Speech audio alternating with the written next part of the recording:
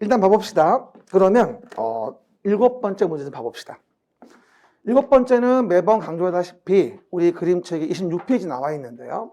공동구와 관련된 문제가 나와 있어요. 뭐 항상 우리가 예상했던 부분이고 항상 나온다고 보는 부분이잖아요. 그래서 공동구에 대한 부분을 우리가 도로 밑에 둥그런 관이 있다고 해서 거기에 이제 전기전화, 가스관 등 공동 수용하는 관을 얘기하는 거잖아요. 그러면 그 공동구를 설치하는 사업 지역이 있단 말이에요. 그렇죠? 그래서 그거를 우리가 봤는데 제가 왜 이걸 중으로 했냐면 원래 하던 부분이지만 제가 모든 사업을 다 얘기하진 않았었어 옛날에. 그렇죠. 그건 이제 지문을 보고 판단해 줘야 되는데 일단 특이한 게 산업단지라고 하는 거를 내가 말한 적은 없어요. 어쨌든 간에. 거꾸로 들어가면. 그렇죠? 그러면 어쨌든 우리가 공동구를 설치하던 사업은 도정택 경공도란 말이에요. 도정택 경공도가 200만을 초과하는 사업을 시행자가 시행한다면 이럴 때는 공동구를 뭐가 된다? 우리가 설치해줘야 한다라고 설명을 드렸었어요. 그렇죠? 그러면 당연히 도시개발구역, 정비구역, 택지개발지구, 경제자유구역, 공공주택지구, 도청이전 신도시이니까 나머지는 뭐하죠? 맞는 거고 뭐하죠? 디귿번만 틀린 거거든 사실은. 그래서 뭐가 되죠? 기역, 니은, 리을에 이제 2번이 되어지는데 아마 작년에 풀 때는 제가 공공주택지구나 도청이전 신도시는 별로 말씀드린 적이 없어서 약간 좀 풀 때 좀 난해했을 거예요. 그런데 이 문제 결론은 만약에 맞춘 분들은 산업단지란 말은 들어본 적이 없다. 그러면 나머지는 모르겠고 그러면 2번 썼을 겁니다. 그래서 중간 정도 레벨로 판단을 했고요. 근데 또 나올 확률은 그닥 많지는 않습니다. 어쨌건 도정택 경공도 그림책의 26페이지에 보시면 내용 보시면 나와 있습니다. 오른쪽 위에. 그러면 26페이지 오른쪽 위에 보면 우리가 기반시설과 관련된 부분의 내용들이 이제 언급이 되어지겠죠. 그러면 기반시설을 설치, 정비, 개량하자. 시작. 기반시설을 설치, 정비, 개량하자. 이걸 도시관리 계획으로 계획하여 결정한다. 도시계획시설. 결정된 시설을 설치, 정비, 개량하기 위한 사업을 한다. 시설사업이겠죠. 그 중에 공동구라는 게 있어서 유통공급시설 중에 공동구라는 거, 이 공동구에 대한 부분에 설치를 해야 하는 자가 누구겠냐라고 하는 거죠. 설치 의무 200만 초과하는 도시개발구역, 정비구역, 택지개발지구, 경제자유구역, 공공주택지구, 도청이전 신도시 시행자, 산업단지와 관련된 건 안 나와 있거든요. 그렇죠? 그래서 그걸 답으로 해서 우리가 내용들은 고를 수 있는 문제였던 겁니다. 그렇죠? 이 얘기들. 그리고 이제 다음 페이지 보시면 사업의 시행이 이루어지게 됩니다. 그림책의 27페이지 보시면 다음 문제인데 도시계획 시설 사업을 시행하죠. 그러면 도시계획 시설 사업을 이렇게 시행해 본다면 뭐부터 하자? 단계별로 집행계획부터 만들자. 1단계, 2단계. 3년 내에 할 건지 3년 후에 할 건지. 오른쪽 페이지에 단계별 집행계획 누군지 보고 시행자 누군지 본 다음에 실시계획 만들어 사업을 시행한다. 이 얘기예요. 그럴 때 우리가 사업을 시행하는 경우 시행자가 다음의 경우처럼 서울특별시면 특별시장의 시행자가 되어지면서 사업을 시행하는데 이 시행자 지정에 의해서 지정받은 자가 시행자가 될 수 있는 경우도 있다는 얘기죠. 공공의 자가 지정될 수도 있고 민간자가 지정될 수도 있는데 민간자의 지정은 면적의 3분의 2 이상을 소유하고 총수 2분의 1 이상 동의를 받은 자를 정한다는 거예요. 민간 자본을 유치하니까 민간자는 3분의 2 이상 면적을 소유한다는 얘기하는 거죠. 근데 이렇게 시행자 지정된 거를 뭔가 잘못했다 그래서 아무 때나 함부로 막 뭐예요? 시행자 지정을 취소해버리면 얼마나 신경질이 나겠어요. 그래서 뭐가 된다? 청문을 거쳐야 한다는 게 이번 30일의 문제였던 거예요. 청문. 들을 문. 취소 같은 침입적, 부담적 처분을 한다면 먼저 그 전에 청문해서 왜 그렇게 취소될 짓을 했는지 의견 진술 기회를 줘야 되는 겁니다. 이걸 청문이라고 하죠. 근데 청문은 항상 얘기하다시피 법에 정해진 것만 청문하는 거지 법에 정해지지 않은 건 청문의 의무를 부여하지 않아요. 허시실 취소 전 청문하여야 한다. 시작. 허시실 취소 전 청문하여야 한다. 이건 완전 학급 문제고 맨날 나온다 강조했던 부분이에요. 그래서 개발행위 허가에 대한 부분에 제한을 한다고 해서 청문해야 한다는 조문은 존재하지 않거든요. 그렇죠? 이건 항상 얘기했던 거. 그러면 해당 내용 부분에 우리 문제, 기출된 문제에서 내용들, 다음 문제 풀 수 있겠죠? 봅니다. 48번은 그림책에 뭐다? 27페이지에 있는 부분이고 학급 레벨 문제라고 얘기했습니다. 그러면 국토개법령상 뭐하죠? 청문을 하여야 하는 경우를 봐봐. 또 모두 고른 거잖아. 하여튼 모두 고르는 거 필 받아가지고 하여튼 간에 그렇죠? 그럼 뭐가 되죠? 허시실, 개발행위 허가 취소, 실시기획 인가 취소로서 기억 디귿은 맞는데 개발행위 허가 제한에 대한 부분에 청문하라 이 말은 없거든요. 근데 이렇게 명백히 아는 거는 고민할 이유가 없죠. 그냥 뭐가 된다? 해당 내용 부분에서 기억 디귿 4번이 되어지겠죠. 뭐라고요? 기억 디귿 4번이 답이죠. 그래서 해당 내용도 확인해 보시면 됩니다. 허시실 취소 전 청문해야 한다. 시작. 허시실 취소 전 청문해야 한다. 이거는 틀릴 수 없는 학급 문제. 그렇죠? 여러분이 그러면 지금 작년에 시험 보셨던 분들은 뭐를 검토하면서 봐야 돼요? 이걸 내가 뭐라고 썼었지? 라는 거를 검토를 하면서 봐야 돼요. 그리고 내가 이거를 학급 레벨 12문제를 다 맞췄나? 아니면 뭘 틀렸나? 뭘 실수했나? 판단하면서 봐야 돼. 그러면 내가 뭘 잘못 공부했구나 판단을 하고 앞으로는 그러지 말아야지 이렇게 뭔가 배우려고 하는 거야. 지금 공법의 내용을 배우는 게 주목적이 아니야 지금은. 알았죠? 보고 이해해 보시고. 그러면 49번입니다. 개발행위 허가 기준. 시작. 개발행위 허가 기준. 요번에 또 좀 개정된 게 있어가지고 우리가 좀 봐줄 필요가 있는데 그림책은 제가 33페이지에 넣어놨다고 했는데요. 일단은 뭐가 되어지죠? 우리 32페이지 목차부터 먼저 좀 봐볼게요. 봅시다. 32페이지 목차. 봐봐요.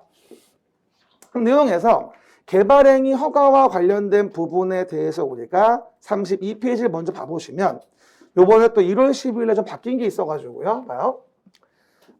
개발행위 허가와 관련된 부분을 봤을 때 절대 오해하지 말 건 이거죠. 일단 도시관리계획으로 계획을 하자. 시작. 도시관리계획으로 계획을 하자. 그러면 도시관리계획으로 계획하여 뭐다? 하는 사업을 우린 뭐라 불러? 도시계획 사업이라 부른다. 한번 말해. 도시계획 사업. 그러면 도시계획 사업은 우리 시험에 세 가지의 사업을 얘기하죠. 도시계획의 시설 설치를 위한 사업과 신도시를 만들기 위한 개발 사업, 노후불량 건축물 개량을 위한 정비 사업을 얘기합니다. 그러면 이런 도시계획 사업은 지구 단위 계획이 철저히 만들어져 있기 때문에 당연히 도로 등의 기반 시설의 배치 규모, 건축물의 용도 제한, 건폐 용적률, 높이의 최고 최저한도 이런 거 다 세팅을 하면서 사업을 진행하게 돼 있어요. 그럼 난개발될 이유가 없어요. 도시계획 사업이니까. 하지만 이런 도시계획 사업에 의하지 아니하고 하는 개발행위라고 한다면 자기의 건물 지어서 이익 보는 것만 관심이 있으니까 난개발될 위험이 커요. 도로 같은 거 좁아지든 말든 환경에 위해를 주든 말든 이런 걸 전혀 고려하지 않게 되거든요. 그래서 우리 뭐라고 하죠? 도시계획 사업에 의하지 않은 행위는 시작. 도시계획 사업에 의하지 않은 행위는 난개발 방지를 위해 뭘 받게 한다? 허가를 받게 한다. 이걸 개발행위 허가라고 하죠. 그리고 이와 같은 개발행위 허가가 이루어지는 곳에서도 그러면 난개발을 막을 뭔가의 기준이 필요하다. 심지어 어디? 녹지, 관리, 농림, 자연환경 보전지역처럼 앞으로 개발될 가능성이 높은 곳이라면 더더군다나 난개발이 문제가 되기 때문에 성장관리 계획이라는 난개발 방지를 위한 기준을 별도로 만들게 됩니다. 이게 원래 뭐였다? 성장관리 방안이라고 돼 있었는데 올해 1월 12일에 개정돼서 성장관리 계획으로 개정이 됐습니다. 이게. 그렇죠? 그리고 성장관리 계획을 만들어서 뭘 정하라? 써보면 성장관리 계획 구역이라는 거를 뭐하죠? 정해라. 성장관리 계획구역. 어디다가? 녹관농자 일대에다가. 그렇죠? 주상공은 이미 개발 끝난 곳이잖아. 그래서 필요 없고 녹관농자와 같은 미개발지 있죠? 이런 동네가 앞으로 개발되면 도시계획 사업에 의하지 않는 행위가 난개발 위험이 높기 때문에 거기에 성장관리계획구역 정하는 거예요. 그럼 성장관리계획구역에서 이렇게 성장관리계획을 만들면 도로 등의 기반시설의 배치 규모 어떻게 할지, 건축물 용도 제한이나 건폐 용적률 이런 것들에 대한 부분에 뭐다? 인센티브를 주면서 우리가 성장관리 계획을 만들어 난개발을 막게 됩니다. 이게 이번에 들어온 내용이고 나왔던 문제고. 됐습니다. 그러면 이렇게 성장관리 계획을 만들 때 내용에서 그러면 어떤 경우에 적합해야 허가를 내주겠냐 이 얘기지. 그러면 개발행위의 허가 기준과 관련된 부분이 언급이 되어지는데 하나 주의할 것. 지금은 난개발을 방지하기 위한 게 목적이에요. 이게 목적인 거지. 개발행위를 하는 자가 뭐라고요? 개발행위를 하는 자가 자금이 있냐 없냐를 따지는 게 아니에요. 이건 얼마 전에 사실은 평가사 문제이기도 했어, 사실은 이게. 그래서 자금이 있냐 없냐의 문제가 아니야. 지금 난개발 막는 거지. 그래서 자금 조달 계획은 허가의 기준과 아무런 관련이 없다는 얘기죠. 그리고 이 부분은 개정됐으니까 제가 왼쪽 부분을 정업허 보고 잘라 오려 붙이라고 했습니다. 이 부분은 33페이지는 그럴 때 성장관리 계획을 만들었으면 성장관리 계획에 적합하게 요 A는 개발행위 해야 되고 성장관리 계획을 만들었을 때 그 내용은 뭐가 될까? 내용은 봐봐. 기반시설 배치 규모 어떻게 할지, 건축물 용도 제한 어떻게 할지, 건폐 용적률 어떻게 해줄지, 건축물 배치 형태 색채, 높이나 환경관리계획, 경관계획을 어떻게 할지를 세팅해 주는 거예요. 여기다가. 그리고 거기서 건폐 용적률은 얼마나 완화할 수 있냐라고 한다면 대표적으로 계획관리지역일 땐 얼마? 50%, 125%까지 건폐 용적률을 완화할 수 있다는 거죠. 그렇죠? 이 부분은 개정 정업해 보셔야 됩니다. 다만 원래 계획관리 건폐율은 40%, 용적률은 계획관리 100% 아닙니까? 근데 이에 불구하고 얼마라는 거야? 50%까지 125%까지 인정해 준다는 얘기야. 왜? 성장관리 계획 적합하게 했으니까. 그리고 이런 성장관리 계획을 만드는 곳은 일단 성장관리 계획구역으로 정해져야 하는데 어디에 정한다? 녹관농자. 주상공에는 이미 개발 끝났으니까 할 필요 없겠죠. 녹관농자인 주상공 외의 지역에 대해서 성장관리 계획구역을 정한다. 이렇게 설명을 드렸죠. 지금 오늘 처음 듣는 분들은 뭐가 새로운 게 생겼네. 눈빛이 새로운 게 생겼어. 1월 12일 날. 여러분 그 얘기. 속 터져. 괜찮아. 하면 돼. 됐고요. 그 다음에 허가를 할 때 뭐가 됩니까? 도시계획 사업에 지장 주면 안 되고, 그 다음에 주변 환경 경관 조화 이루어야 되고, 기반시설 설치나 용지 확보 계획 적정해 줘야지만 허가를 내주겠다. 어쨌든 그러면 개발에 허가를 내줄 때 뭐는 필요 없다. 자금 조달 계획 같은 거를 고려할 사항은 아니라는 점. 그렇죠? 그게 바로 요 문제의 핵심 문제가 되어지는 부분이겠죠. 49번. 개발행위 허가 기준 해당하지 않는 거라고 나와 있네요. 답은 1번.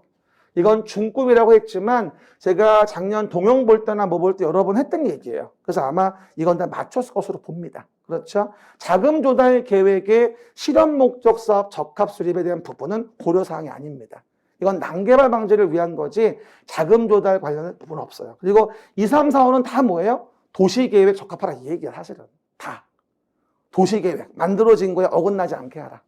그리고 4번은 뭐야? 이런 것들이 큰일이 없어야 된다 이런 얘기죠. 그렇죠? 벌채가 수반되지 아니할 것 등등. 그렇죠? 내용들 확인해 보시면 됩니다. 별로 어려울 거 없는 문제였어요. 그 다음에 내용에서 본다 한다면 이제 뭐하죠? 50번 문제가 바로 이거죠. 성장관리 계획. 제가 이름 바꿔놨죠. 성장관리 방안이 아니라 성장관리 계획으로 개명해서 제가 바꿔놨습니다. 그렇죠? 그럼 개발행위 허가 기준의 성장관리계 설명 옳은 거 모두 고르시오. 제가 이 말씀을 드릴 때 작년 강의할 때도 성장관리 계획, 그 당시에는 성장관리 방안이겠죠. 반드시 나올 거라 꼭 보시라고 했습니다. 첫 번째 봐요. 성장관리 계획에는 기반시설의 배치 규모, 관한 사항을 성장관리 계획에 포함하지 않을 수 있나요? 당연히 포함해야 되나요? 이거 해야죠. 이것만 알아도 알 수 있는 거야, 일단. 그렇죠? 옳은 것을 모두 고르래. 그럼 뭐야? 기읍번 틀렸으니까 아웃, 아웃, 아웃. 아싸. 2개밖에 안 남았어요. 이거 사실은 중급도 아니라 쉬운 문제야. 왜냐하면 기억만 알아도 2개밖에 안 남거든, 답이 이제. 이렇게 푸는 거야. 이런 문제는. 알겠습니까? 됐죠? 그러면 니은번. 시가와 용도라고 한다면 어디 얘기하는 거야? 주거, 상업, 공업을 얘기하는 거야. 그러면 성장관리 계획이라고 하는 것은 어디에다가 녹관농자에 대해서 만드는 거니까 시가와 용도 지역은 수익 대상 지역이 아니다? 아니지. 맞는 얘기지. 됐습니까? 그리고 디귿번. 계획관리 지역에서는 원래 건폐율이 40이지만 성장관리계획 수립했다면 50% 가능하죠. 그래서 니은 디귿이 맞는 거라 결론은 답은 4번이다 라고 이해할 수 있는 거죠. 옳은 것을 모두 고르시오. 니은 디귿. 그러니까 이거는 충분히 맞출 수 있는 것들이에요. 그렇죠? 이건 틀리면 안 되는 거야, 사실은. 그죠? 그렇게. 근데 이런 스타일이 요즘 문제들의 4분의 1 정도 스타일이에요. 박스에 3개 정도 집어넣는 거. 그렇죠? 깔끔하죠, 문제들이. 과거에 비해서. 그렇죠? 그런 얘기들 확인해 보시면 되겠습니다. 아, 그렇구나. 시작. 아, 그렇구나. 다시 얘기해요. 오늘 수업을 들으실 때 답이 뭐냐를 찾는 게 중요한 게 아니에요. 어떻게 풀어가는지 과정을 제가 보여주는 거야. 어떻게 뭘 제끼고 뭘 답으로 해야 되고 이럴 때는 어떻게 풀어줘야 돼. 이걸 연습하시는 거예요, 지금.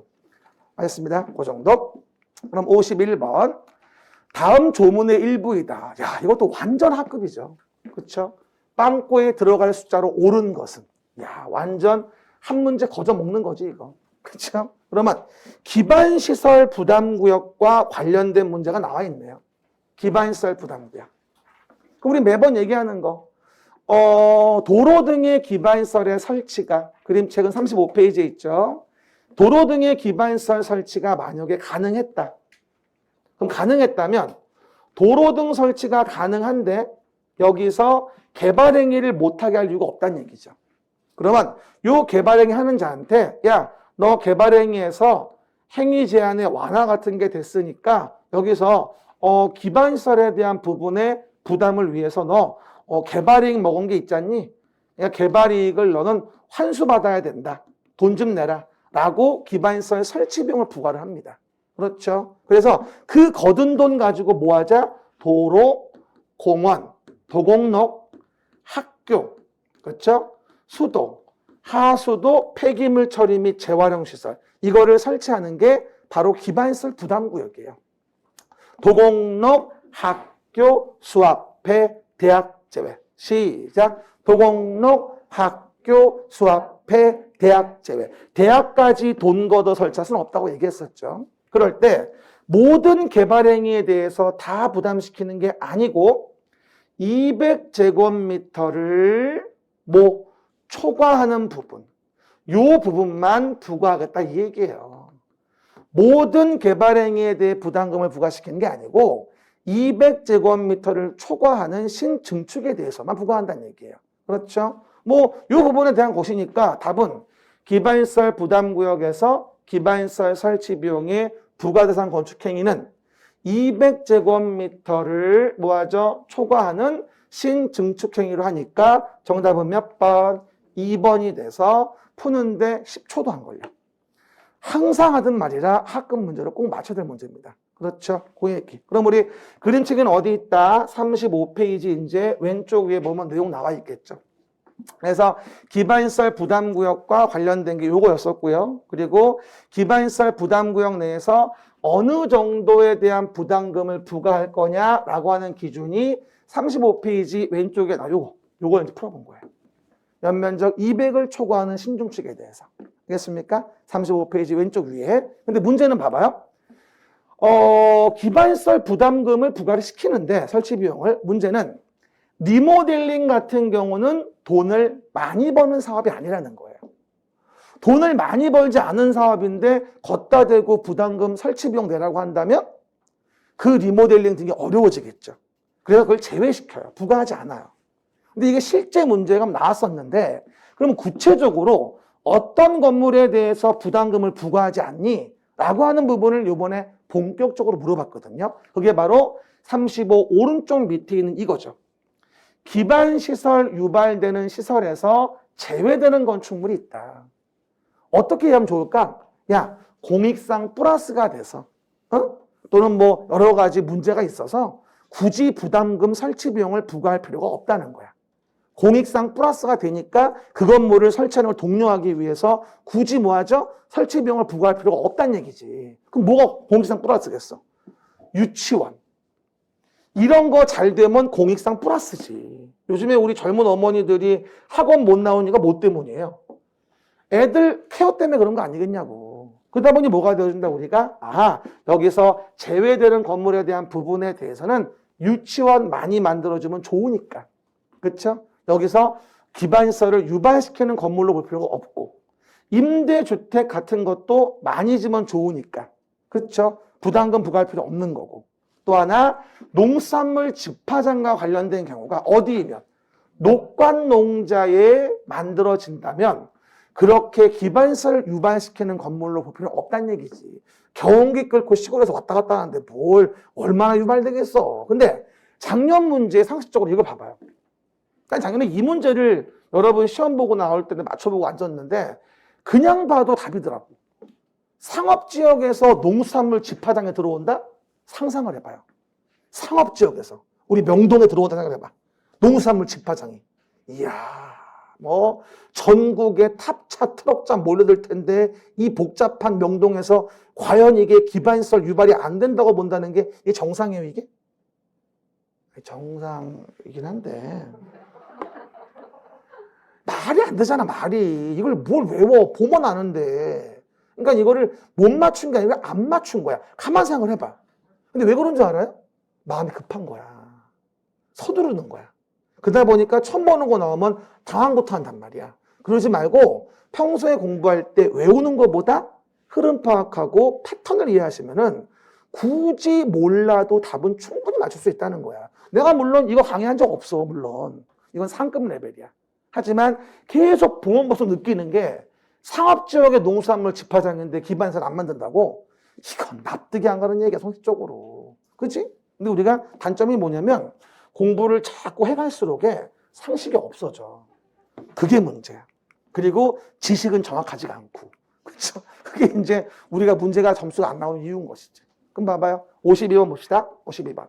그러면 다음의 내용에서 법령상 기반시설을 유발하는 시설에서 제외되는 건축물에 뭐하죠? 해당하지 않는 거래요. 답은 뭐겠어요? 3번. 답은 3번. 상업지역에서는 농산물 집화장에 대한 부분은 해야 돼요. 농산물 집화장이 이제 기반시설 유발하지 않는 건 녹관농자에서 얘기하는 거야. 상업적은 말이 안 되는 거지. 그리고 국제기구라든가 뭐 택지개발지구라든가 이런 동네 사는 것이라고 한다면 좀 독려하기 위해서 외교 문제가 있으니까 뭐하죠? 기반시설 유발되지 않을 수 있겠다. 그렇죠? 그런 부분인 것이죠. 그래서 우리가 외워서 푼다기보다는 이거는 상당히 처음 보는 문제였을 거예요. 그래서 많이 당황스러웠을 텐데 어쨌든 읽다 보면은 느낌은 와요. 근데 바로 눈에 안 들어오니까 제껴놓고 다시 와서 보는 식으로 가야 될 것 같아요. 제가 매번 얘기하듯이 처음에 문제를 볼 때는 일단 한번 눈에 띄는 것만 쫙 보고 모르겠으면 그냥 놔두고 체크해놓고 지나가는 거야. 그리고 다시 와야 돼. 그럼 제가 해보니까 한 과목당 50분이잖아요. 그러면 한 첫 번째 문제 풀 때 25분? 그 정도로 푸는 게 맞다고 생각해요. 그리고 다시 돌아와야 돼. 다시 돌아와서 다시 보면 풀었던 것도 답이 틀리고 다시 보여요. 이게. 근데 한 방에 다 읽고 가려고 그러면은 다시 검증을 못 하기 때문에 나눠서 보는 거 맞다고 봐. 3번까지는 안 돼도 2번은 봐야 돼. 그러면 한 번 초벌로 보고 다시 한 번 보는 거야. 그리고 모르겠는 건 마지막에 없는 번호로 찍는 거지. 이 3단계야. 그렇게 되면 훨씬 실수를 덜 해요. 그리고 나중에 설명드리겠습니다만 우리 OMR 카드도 이렇게 봐봐요. 1, 2, 3, 4, 5 이렇게 이제 문제가 OMR 카드가 있잖아요. 근데 어떤 분들은 이 OMR 카드에 대한 부분에 체크를 할 때 40문제를 뭐다? 다 본 다음에 마지막에 43214 21315 22333 다 써. 마지막에. 그리고 다 썼는데 걷으라고 하는데 다 적었거든? 80번이 펴. 상황 이해돼요, 지금? 어디선가 밀린 거 아니야. 굉장히 많아요. 그래가지고 울고 불고 해봤자 아무 소용없어. 저는 그래서 개인적으로 뭘 추천하냐면 문제를 풀 때 샤프 펜슬을 추천합니다. 문제를 풀 때. 수석 컴퓨터용 사인펜으로 문제 읽지 말고 샤프 펜슬. 그걸 가지고 저는 어떻게 했냐면 시험 볼 때 만약에 2번 문제 답이 2번이었어. 그러면 살짝 점 찍어놔요. 샤프로. 살짝. 그러면 나중에 점 찍어놓은 데만 쿵쿵쿵쿵 하면 돼요. 그러면 3분, 2분도 안 걸려요. 이 점은 어떻게 해요? 고치면 지우개로. 아무 상관없어. 그러면 OMR 카드 바꿀 필요도 없고 에러도 안 나요. 그렇죠? 여러 번 해봤는데 오해하지 마요. 연습 좀 해봐. 실제 우리 시험 볼 때도, 모의고사 볼 때. 그렇죠, 여러분? 그 얘기들. 그럼 다음 문제 볼까요? 53번 개발법입니다. 주말이 힘들죠? 두 팔 좀 들고. 목 좀 돌려봐요. 오늘 아침도 나오는데 딸내미가 나와서 그러는 거야. 나보고 어디 가냐고 그러더라고, 오늘. 임마 일하러 가지. 아빠 오늘 일요일이에요. 이러더라고. 알아요. 그렇죠. 금방 올게요. 계세요. 네, 빨리 오세요. 이러더라고요. 왜 빨리 오라는 줄 알아요? 제가 또 살 게 있거든. 그렇죠? 내가 와야 사주니까 이제. 그렇죠? 지 엄마가 자꾸 나한테 밀어. 그렇죠? 아빠한테 물어봐. 엄마 몰라. 이러면서. 닌텐도 봐봐요. 그래서 보시면 개발법에 대한 부분을 봐봐요. 징그러 죽겠어. 사주는 거 해야지. 그러면 도시개발법에 대한 부분에 대해서 우리는요. 6문제가 나온다고 얘기를 해요. 도시개발사업. 시작. 도시개발사업. 새로운 단지와 시가지를 만든다. 이 얘기죠. 6문제가 나오는 법이고요. 개발사업에 대한 부분을 보시는 바가 봐요. 첫 번째 목차가 이거예요. 개발계획을 만들어서 도시개발구역을 정하자죠. 원래 많이 나올 땐 여기서만 두세 문제가 나올 때도 있어요. 근데 올해는 한 문제 나왔어요. 그것도 학급 문제에 사업이 지연될 때 지정해제. 한 문제 나오고. 이번 너무 재밌는 건 시행자와 실시계획 쪽에서 세 문제가 나왔던 거예요.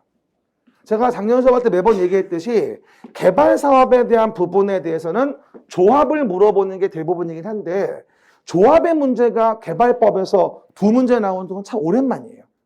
사실은 31회 때는 30회 때는 이게 안 나왔었거든요. 이게 조합 문제가 오랜만에 31회 두 문제가 나왔었어요. 그리고 실시계획 쪽도 항상 알려드린 부분이라 별로 어렵지 않게 중하 세 문제 정도를 볼 수 있었고요. 그렇죠? 뭐 조합은 조합 총괄 문제하고 총회 의결 대응을 위한 대의원회 이 부분을 물어봤었던 부분이고 실시계획 인가 효과도 항상 하던 부분이었어요. 근데 여기서 놀라운 사실은 뭐냐? 이거 수용 사용 방식이 안 나왔어요. 이 말의 의미는 뭔지 알아요? 올해 시험은 반드시 나온다는 거지. 올해 시험 반드시 나와요.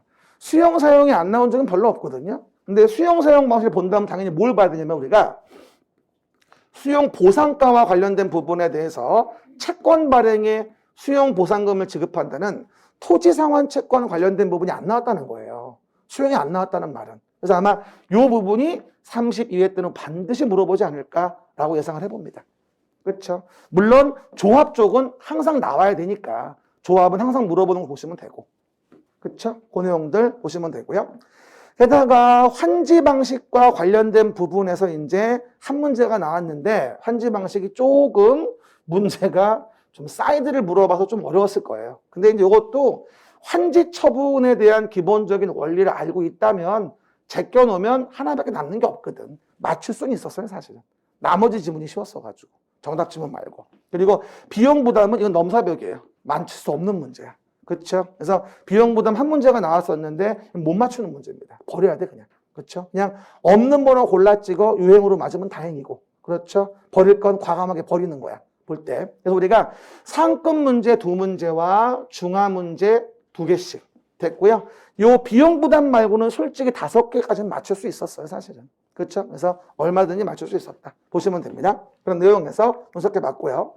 개발법의 53번 봅니다. 그러면 도시개발구역의 지정 해제와 관련된 내용이다. 빵꾸에 들어갈 숫자를 바르게 나라는 것이라고 나와 있습니다. 요거는 항상 우리가 그림책에 40페이지에서 언급했던 부분이기 때문에 어렵지 않게 풀 수 있습니다. 그러면 그림책의 40페이지 내용들 확인해 봅니다. 그러면 도시개발 사업에 대한 부분을 봅시다. 매번 얘기하듯이 사업이 있기 전 토지에 대한 부분을 사업이 끝나고 나서 신도시를 만들어요. 새로운 단지와 시가지의 조성. 시작. 새로운 단지와 시가지를 조성. 이게 뭐다? 도시개발 사업인 거고요. 이 개발 사업을 얼렁얼렁 해야 되는데 사업이 지연되어지면 토지주 등이 너무 규제를 받으니까 사업이 지연되어지면 해제된 걸로 간주하는 경우 등이 있어요. 이제 그 내용이 이제 바로 여기 페이지 왼쪽 밑에 40페이지 왼쪽 밑에 이제 언급이 돼 있는 거예요. 그렇죠? 그럼 봐요. 도시개발 사업이 얼렁얼렁 진행돼야 되는데 안 되고 지연되고 있다면 소유자 등의 권익을 보호하기 위해서 다음에 해당된 날 다음 날 해제된 걸로 간주해줘요. 그 말 기억나요? 실효 간주되는 건 다음 날이 꼭 있다고 했었죠, 제가. 그렇죠? 그럼 봐봐요. 일단 개발 계획을 만들어서 도시의 개발 구역을 정했어요. 그러면 실시 계획은 뭐가 된다? 3년 내 만들어줘야 돼요. 아니면 다음 날 구역은 1차. 그 다음에 공사 완료가 됐다면 공사 끝났으니까 다음 날 구역은 1호요. 지연되거나 제대로 완료되거나. 시작. 지연되거나 제대로 완료되거나. 하지만 거꾸로 구역을 먼저 정한 다음에 여기처럼 개발 계획을 만들어 구역을 정한 게 아니라 구역을 먼저 정한 다음에 나중에 계획을 만드는 경우 등이 있어요. 그렇죠? 이런 경우라면 2년 내 계획 없으면 다음날 구역은 실효해요. 그리고 개발 계획에서 실시 계획까지를 몇 년? 3년을 주고 안 하면 구역은 실효해요. 근데 이번엔 이걸 물어봤다. 하지만 규모가 330만 제곱미터 이상의 대규모였다면 2년이 아니라 5년으로, 3년이 아니라 5년으로 봐주는 경우 등이 있어요. 대형 사업이니까. 그렇죠? 우리 뭐 보면은 강서 마곡지구가 350만이거든요. 강서 마곡지구가. 그러니까 330만 이상이죠. 그런 경우라면 5년을 주는 거예요. 순서로 봤을 때. 알겠습니까? 이건 돌아오는 또 금요일 날 배울 거니까. 그렇죠? 이해해 보시면 되고요. 얼마든지 맞출 수 있는 문제. 뭐 처음 공부하시는 분들은 처음 듣는 걸 수도 있는데 봐요. 그러면 첫 번째입니다. 요 기간이 나오면 항상 봐요. 뭘 체크하냐면요. 기간이 나오면 항상 어디부터 어디까지인지 봐야 돼요.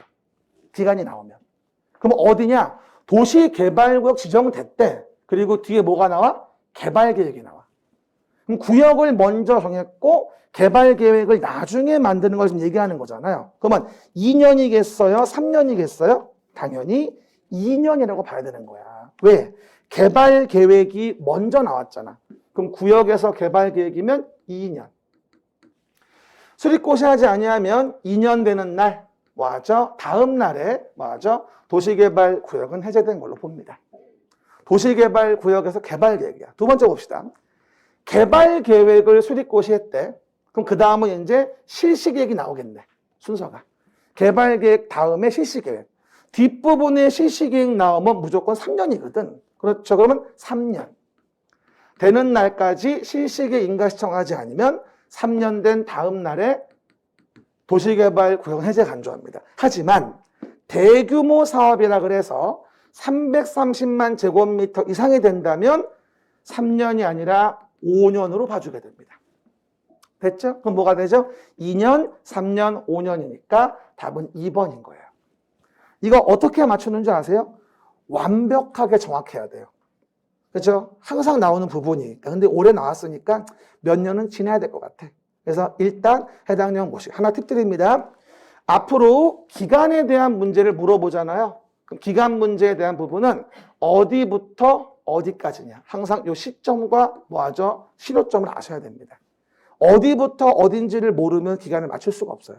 항상 문제가 나오면 어디부터 어디예요? 라고 하는 부분을 꼭 기억하셔야 돼요. 시작. 기간이 나오면 시작. 기간이 나오면 어디부터 어디까지입니까? 라는 부분을 간제를 가지고 내용 등을 접근하셔야 됩니다. 아, 그렇구나. 시작. 아, 그렇구나. 또 무서운 분들이 몇 분 계세요.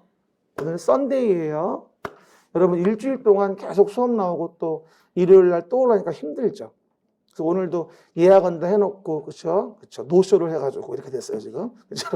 예약하고 안 나왔어요. 그죠? 네. 집에서 보고 계십니까? 자지 말고. 눈 뜨고.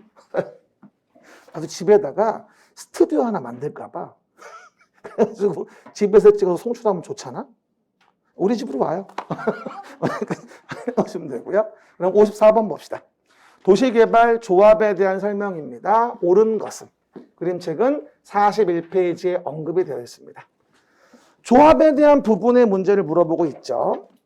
그럼 조합에 대한 부분은 매번 얘기하는 건데 41페이지 조합과 관련된 부분에 대해서 우리가 내용 등을 본다라고 한다면 어쨌든 도시개발 조합에 대한 부분은 항상 문제가 나오는 부분이기 때문에 언제든지 물어본다 보고 이 자체가 전체보다 별 20개나 봐도 문제가 없어요. 전체가 다. 그래서 항상 물어보는 부분이겠죠. 그 얘기. 그럴 때 이런 말을 합니다. 일단은 도시개발 사업을 하고자 한다. 그러면 여러 사람들이 모여가지고 뭐하죠? 조합이라는 걸 만들어요. 뭐라고요? 여러 사람들이 모여서 조합을 만든다. 왜냐하면 혼자서 사업하기에는 너무 파워가 없으니까 소유자들이 모여서 단체를 만들게 돼요. 이걸 조합이라고 하죠. 그래서 7명 이상이 모여서 일단 조합을 만듭니다. 그리고 그 조합을 만들 때 정의는 뭐가 된다? 3분의 2, 2분의 1 이상에 대한 동의를 받아와서 이제 조합 만드는 거예요. 그렇죠? 그런데 이 조합의 인가 신청 전에는 동의를 철회할 수 있다고 얘기했었어요. 전에는. 혹시 처음 오신 분 모르겠지만 이거 어떻게 외웠죠 우리가? 전에 철회할 수 있다. 전에 제외 이랬잖아. 아우 창피해. 뭐라고요? 전에 의사표시의 동의의 철회는 전에 할 수 있는 거예요. 전에 할 수 있고 철회했다면 동의자 수는 제외하는 건데 여기만 그런 게 아니라 어디 가도 대부분 다 그렇거든 기본적으로. 그렇죠? 그래서 그리고 또 오해 말게 3분의 2가 앞에고 2분의 1이 뒤에거든요. 뒤집어 놓으면 안 돼 이거. 근데 요번 나온 기출은 뒤집어 놨더라고. 속이 뒤집어져 아주 그냥. 그러니까 정확히 모르면 못 맞춘다니까 이게. 그렇죠? 그 다음에 우리가 조합원이 누구냐라는 걸 봐도 보유 토지 소유자를 조합원으로 하는데 보유 토지 면적과 관계없이 평등한 의견을 갖습니다. 왜냐하면 돈 많은 사람한테는 투표권 2개 주는 거 아니거든요. 투표할 때도 우리가 똑같아요. 그래서 보유 토지 면적 관계없이 평등한 의결권을 갖는다. 그래서 공유 토지라고 한다면 대표 공유자 1명만 의결권이 있거든요. 이건 살짝 부기해 놓으시고 공유 토지는 대표 공유자 1명만 의결권이 있다라고 설명을 드리게 되죠. 그렇죠? 공유한 거 다 주면 다 공유하게 무슨 뭐라고요? 공유 토지는 대표 공유자 1명만 의결권이 있다. 시작. 공유 토지는 대표 공유자 1명만 의결권이 있다. 당연한 거예요. 그렇죠? 그래야지만이 탈법을 안 할 테니까. 그렇죠? 공유 토지는 대표 공유자 1명만 의결권이 있다. 라고 설명을 드리게 되겠죠. 그 얘기다. 됐습니다. 그리고 당연히 해당 내용 부분에 조합에서 중요한 일을 하기 위해서는 뭐가 필요하다? 임원이라는 자가 필요하겠죠. 근데 임원은 뭐가 되어지냐? 의결권을 가진 조합원이어야 돼요. 그러니까 조합원 중에서 임원을 뽑는 거죠. 그리고 임원은 총회에서 선임합니다. 근데 중요한 건 봐봐요. 임원이 될 수 없는 자가 있어요. 결격사유. 그러면 임원이 될 수 없다는 얘기지 뭐가 아니다? 조합원이 될 수 없다는 말은 아니거든. 맨날 강조하던 거. 그렇죠? 임원의 결격이지 조합원의 결격이 아니라는 거예요.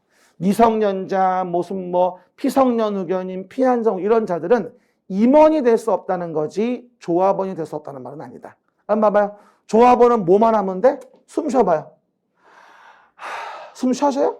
그럼 조합원 되는 거야. 조합원은 결격이 없어. 임원의 결격이 있는 거지. 그렇죠? 그 부분이었어요. 그래서 매번 물어보는 부분들 내용이었고요. 그리고 또 오른쪽에 우리가 조합에서는 그러면 조합의 중요한 사항을 의결하기 위해서 뭐가 된다? 총회라는 걸 두게 되고 매번 총회할 수 없으니까 대의원회를 두게 돼서 대의원의 의결로 총회 의결을 대행할 수 있는 경우 등이 있어요. 요것도 나왔지. 그러면 의결권을 가진 조합원 수가 몇 명? 50인 이상이면 대의원회를 둘 수 있습니다. 50인 이상이면. 그리고 대의원의 의결로 총회 의결을 가름해 주는 거예요. 매번 조합원 다 모아놓고 회의할 수는 없거든요. 근데 이번 시험에 보다 제가 예고했다시피 중요한 사항은 대행이 안 된다. 그 말은 뭐다? 꼭 총회를 해줘야 되는 내용이 있다는 얘기죠. 중요한 건 대행이 안 돼. 꼭 총회를 해야 돼. 뭐일 때? 정관의 변경, 개발계획 수립 변경, 환지계획 작성, 임원회 선임 조합의 합병에서는 중요하니까 꼭 총회를 해야 돼. 대행할 수 없다는 얘기지. 하지만 나머지 뭐가 되죠? 조합의 수지 예산이라든가 환지 예정지를 정하는 거는 대행 불가사유라고 안 나와 있거든. 덜 중요한 거라 대행할 수 있다는 거지. 에버바리 중요한 건 대행이 안 된다. 항상 말하던 부분. 그래서 우리가 조합에 대한 도시개발조합은 요번에 32회도 항상 나오는 문제이기 때문에 거기 나와 있는 페이지를 잘 정리해서 내 것으로 하셔야 됩니다. 그러면 문제, 두어 문제 풀릴 수 있겠습니다. 봐보세요. 첫 번째 봅시다. 옳은 것은 1번 도시개발구역의 토지 소유자가 미성년자인 경우는 조합원이 될 수 없는 게 아니라 임원이 될 수 없는 거예요. 임원의 결격이지 조합원 결격이 아니라는 거. 문제 봐요, 문제. 그래서 1번 틀렸고요. 두 번째, 조합원은 보유토지 면적과 관계없이 평등한 의결권을 갖습니다. 여기까지는 좋은데 그래서 공유토지의 경우 공유자별로 의결권이 있다? X. 공유자별 의결권이 아니죠. 한 명으로 본다고 했죠. 그렇죠? 공유자별 의결권은 아니죠. 한 명으로 봅니다. 그 다음에 세 번째, 조합은 도시개발 사업의 전부를 환지 방식으로 시행하는 경우에 개발 사업의 시행자가 될 수 있어서 정답은 3번이죠. 아까 그림책 맨 위에 제목에 써 있어요. 전부를 환지 방식으로 할 때만 개발 사업의 시행자가 될 수 있습니다. 분쟁 방지 차원에서. 그림책 맨 위에 제목에 써 있잖아. 그렇죠? 전부 환지 방식일 때. 시작. 전부 환지 방식일 때. 4번 봐보세요. 요 문제 풀 때 조합 설립의 동요권인데 야 이거 정말 치사하죠. 앞뒤를 바꿔놨어. 앞에가 3분의 2고 뒤에가 2분의 1이거든. 됐죠? 그러니까 대충 보면 그냥 속는 거야 그냥. 답이 없다 이러면서 말이죠. 그렇죠? 그 얘기다. 그 다음에 5번 토지 소유자가 조합 설립의 인가 시청에 동의했다면 이후 조합 설립의 인가 전에 철회할 수 있다.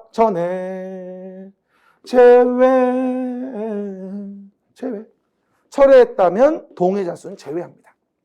노래 한 곡 빅히트 했죠. 그렇죠? 이거 나올 때마다 전에 이랬는데 말이야. 그렇죠? 또 다음 주 돌아올 때 부를 겁니다. 전에 철회할 수 있다. 제외. 동의에 대한 부분은 인가시청 전엔 철회할 수 있어요. 여러분 하나 원리를 얘기해 주면요. 동의 의사표시 철회는 서류 접수 전에 해야 돼 항상. 후엔 철회할 수가 없어. 왜? 이미 서류 들어갔잖아. 이해가셨죠? 철회는 전에고 철회했다면 동의자 수는 제외입니다. 오죽하면 내가 노래를 만들었겠어요. 한번 해봐 재미삼아. 전에 철회할 수 있다. 제외. 일요일이라 목소리가 안 나와요? 평일날도 안 하던데. 그래서 적극적인 참여를 요구합니다. 답은 3번. 55번 완전 거저입니다. 이것도 학급 문제고요. 아까 했던 거 대의원회가 총회 권한을 대행할 수 있는 사항은 중요한 건 대행이 안 된다. 그래서 총회 해야 된다. 그럼 중요한 게 뭐였어? 정관의 변경, 개발계획의 수립, 조합 임원의 선임 같은 거, 조합의 합병 해상 같은 거죠. 하지만 환지 예정지의 지정은 뭐다? 중요한 게 아니지. 그래서 대행할 수 있다고 설명을 드렸습니다. 정답은 4번인 거죠. 이건 완전 그냥 준 문제예요. 그렇죠? 항상 강조하던 문제. 정답은 4번이라 볼 수 있겠죠. 이런 거를 꼭 맞춰야 됩니다. 됐고요. 그 다음에 56번과 관련된 것도 이제 실시계획과 관련된 문제가 있는데 이것도 제가 그림책의 40페이지에서 항상 하던 얘기예요. 그러면 그림책의 40페이지 봐보세요. 봅니다. 그럼 시행자가 누군지를 봤다면 봐요. 시행자가 누군지를 봤다면 봐요. 시행자가 사업 시행을 위해서 실시계획이라는 걸 만들어주게 됩니다. everybody. 시행자가 실시 계획을 만든다. 시작. 시행자가 실시 계획을 만든다. 그래서 개발 계획을 만들어 도시개발구역 지정되고 나면 시행자가 사업을 시행하기 위해 실시 계획을 만듭니다. 그럴 때 실시 계획은 누가 만든다? 시행자가 만들어주게 되는 부분이고, 그리고 시행자는 실시 계획을 만들 때 당연히 지구 단위 계획 포함하라고 했고 상위 계획인 개발 계획에 맞게 하라고 얘기했었어요. 그죠? 그리고 나서 봐봐요. 여기에 인가권자에 대한 부분에 따라서 의견 청취가 달라지는데 국장이 지정권자면 시도 대장의 의견을 듣고 시도가 지정권자면 뭐다? 시군구의 의견을 들어가지고 해당 내용을 인가하게 돼 있습니다. 근데 여러분 요거 좀 물어봅시다. 그러면 효과와 관련된 부분을 얘기할 때 봐봐요. 만약에 사업이 이루어지기 전에 강서 마곡지구는 대부분 논밭이었고 산이었어요. 이런 동네에서 개발 사업을 해서 이렇게 새로운 단지와 시가지를 만들어서 현재 강서 마곡지구 같은 도시 개발 사업을 시행한 거예요. 그럼 물어봅시다. 여기서 실시계획이라는 거를 만든다. 그러면 이 실시계획은 이렇게 앞으로 만들겠다는 거 아니겠어요? 그러면 종전의 내용을 봤더니 산이었고 논밭이었어요.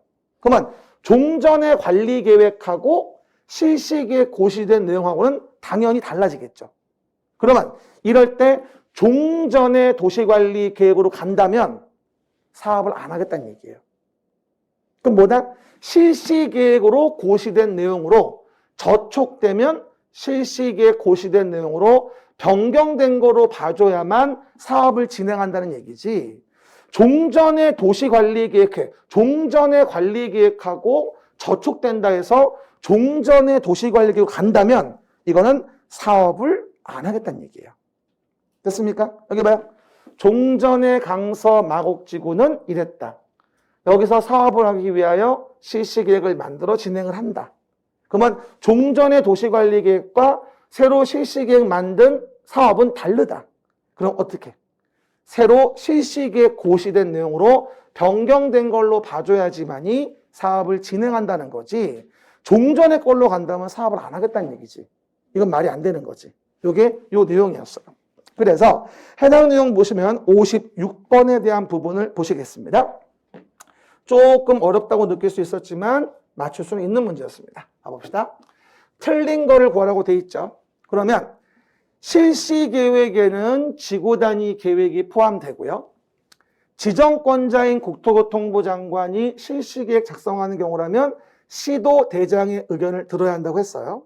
그리고 당연히 지정권자 인가도 받아야 되겠죠. 쉬워요. 네 번째 읽어봅시다.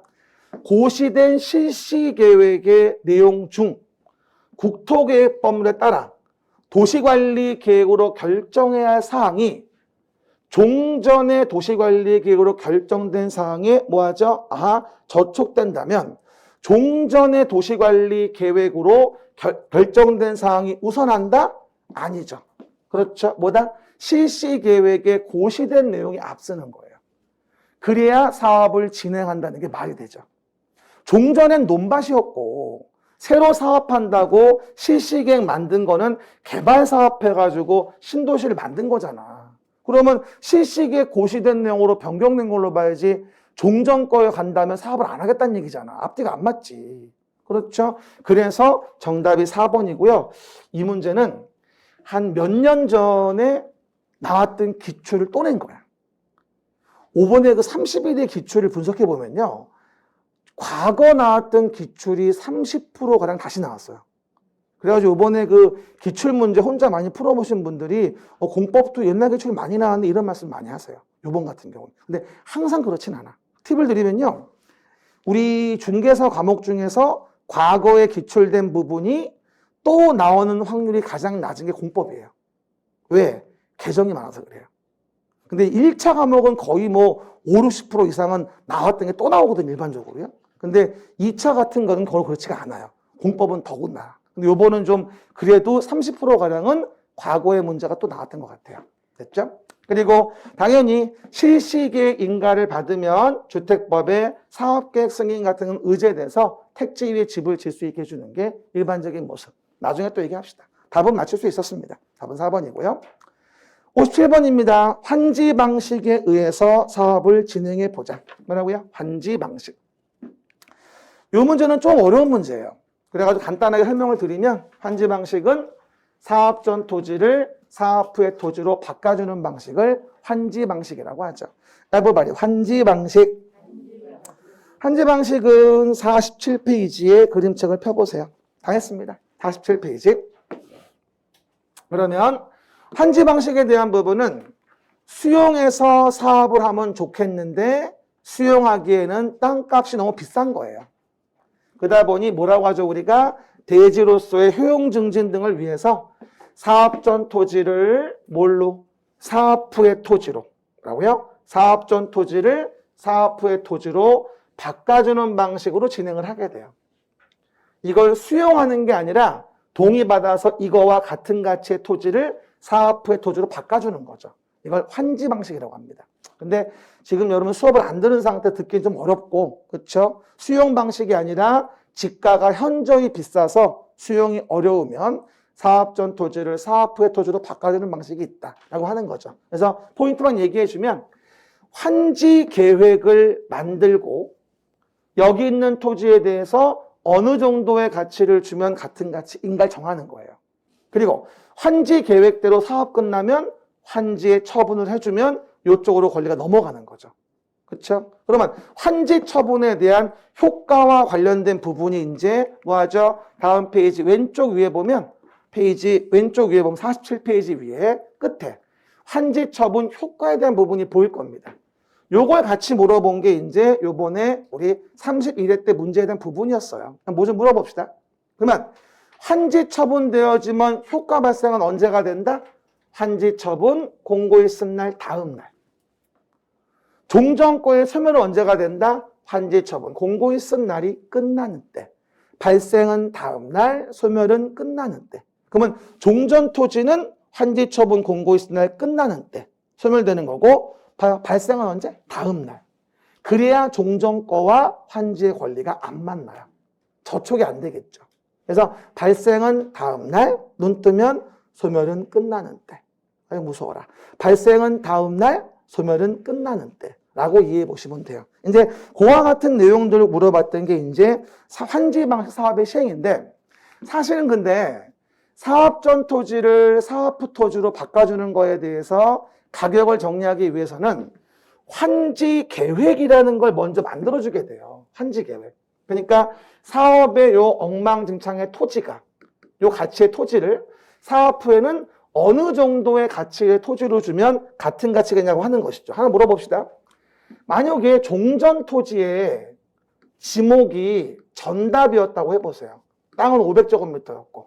근데 사업 끝나면 대지로 준대요. 그러면 가치가 올라갔겠어요? 무진장 올라갔겠어요? 그렇죠. 그러면 절반 정도 250만 주고도 같은 가치를 할 수 있는 거거든요. 환지를 줄 때, 이게 환지야, 사업 후에. 이렇게 환지 계획을 만들어 인가를 받고 사업을 시행하는 거예요. 그러면 그 환지 계획의 내용에 대한 부분이 쫙 나오는데 주의할 거, 경미할 땐 인가받지 않고도 할 수 있다고 얘기를 해요. 시작. 경미할 땐 인가받지 않고도 할 수 있다. 그 밑에 써요. 인가X라고. 그러면 언제가 경미해서 인가받지 않느냐? 봐봐요. 금전으로 청산하는 경우 등이에요. 항상 얘기하는데 금전 청산이 이루어지고 나면 뭐하죠? 금전 청산이 이루어지고 나면 사실은 그건 대부분들 금전 정리 끝나기 때문에 중요한 게 아니라고 봐요. 그리고 종전 토지가 뭐가 됐어요? 종전의 토지가 하필 분필이 돼서 어쩔 수 없이 환지 명세가 변경이 돼요. 종전 필지가 하필 분필이 돼서. 그러면 얘가 바뀌어서 얘를 바꾸는 거잖아. 그건 경미한 거로 봐줍니다. 어쩔 수 없는 거니까. 그렇죠? 그걸 물어봤던 게 이번에 31회 때 문제였습니다. 그렇죠? 일단 그런가 보다. 그러면 해당 내용 부분의 57번에 대한 문제의 부분 좀 간단히 봐보면 봐요. 틀린 것은 이죠? 그럼 내가 틀린 거. 첫 번째 봅시다. 1번하고 2번하고 뭐 3번 등등에 대한 부분은 오늘 다 하긴 좀 어렵고요. 답만 볼게요. 5번. 행정청이 아닌 시행자가 인가받은 환지 계획의 내용 중 종전 토지의 하필 분필로 환지 명세가 변경되는 경우라면 변경 인가를 받는 게 아니라 경미해서 안 받습니다. 그래서 5번이 답이에요. 나머지에 대한 부분은 이제 이번에 배울 때 환지 처분의 효과 발생과 등등 배울 텐데 이거는 답이 좀 약간 어려워서 상급 레벨의 문제로 제가 분류를 해놨습니다. 그렇죠? 이번 주 배울 때 환지 방식에서 마무리 해드립니다. 그 정도 간단히 보고 됩니다. 그럼 마지막으로 58번에 대한 문제인데요. 이 문제는 뭐다? 맞추기 어려워요. 그림책에도 없어요. 그죠? 상급 문제. 그리고 개발 사업의 비용 부담 등에 대한 설명이다. 옳은 것을 모두 고르서 이러고 나왔거든요. 그래서 보시면 일단 기획번 좀 봐보세요. 지정권자가 시행자인 경우 도시개발구역의 통신시설 설치는 특별한 사유가 없으면 준공검사 신청회까지 끝내야 한다. 들어본 적 있어요? 없어요? 없을 거예요. 내가 말한 적이 없으니까. 그렇죠? 근데 상식적으로 생각해 봐봐요. 통신시설 설치예요. 일정하게 우리 뭐 주택으로 본다면 나름 준공이 될 때 이게 돼야 될 거 아니겠습니까? 그러면 마찬가지 개발 사업도 준공검사 신청회까지는 끝내줘야지만이 이에 대한 부분에 대해서 사업을 마무리할 수 있는 거는 그럴듯해요. 그러면 일단 우린 뭐다? 기획번은 맞는 거다라는 걸로 어느 정도 유추를 할 수 있어요. 옳은 거 중에서. 그러면 문제는 근데 뭐냐? 기획이 다 들어가 있네. 니은 말고는 기획이 다 들어가 있어. 결론은 이 문제 맞추기 힘들어요. 그래서 그냥 찍는 거야, 그냥. 없는 번호 골라서. 어쨌건 기획은 맞는 지문이고요. 그 다음 니은 번은 뭐냐면은요. 전부환지 방식으로 사업을 시행하는데 전기선로 시설을 땅속에 묻어놓는 거. 지중선로 설치를 요청했다면 시행자와 전기 공급자가 뭐하죠? 2분의 1의 비율로 설치 비용을 부담한다고 돼 있는데 이게 3분의 2하고 2분의 1이에요. 못 맞춰. 3분의 2분의 1. 그렇죠? 원조문은. 그리고 디귿번, 지정권자인 시행자는 그가 시행한 사업으로 이익을 얻은 시도에게 비용의 전부 또는 일부를 부담시킬 수 있고 나오는데 여기는 전부가 안 들어가요. 이걸 어떻게 알아, 이걸 도대체. 여기는 전부가 안 들어갑니다. 이건 못 맞추는 문제야. 그래서 그냥 1번이 답이야. 그죠? 그래서 이거는 버리는 문제니까 버리는 거는 과감하게 버리시면 돼. 그렇죠? 그래서 맞추려고 애쓰지 말고 개발법 중에 상급으로 가장 어려운 문제가 이 문제였었어요. 그렇죠? 객관적이지 않은 문제. 그래서 굳이 맞추려고 애쓸 필요 없다. 공부할 필요도 없다. 그런가 보다. 됐습니까? 버리는 거. 이래서 개발법에 관련된 문제 확인해 봤고요. 쉬었다가 정비법과 관련된 것들 몇 가지 확인해 봅시다.